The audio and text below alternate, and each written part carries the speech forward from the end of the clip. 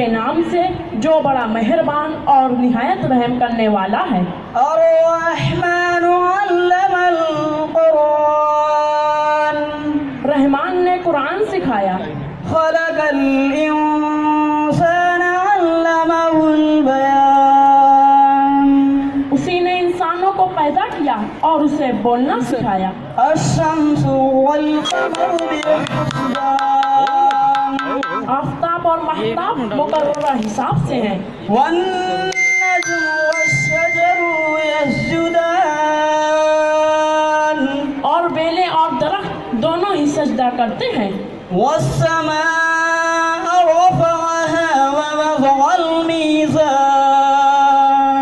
اسی نے آسمان کو بلند کیا اور ترازو رکھی۔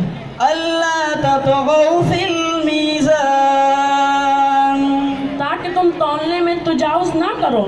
وأقيموا الوزن بالقسط ولا تخسروا الميزان انصاف کے ساتھ وزن کرو اور تول میں کمی نہ دو۔ والأرض وضعها للأنام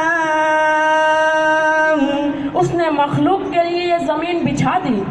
صدق اللہ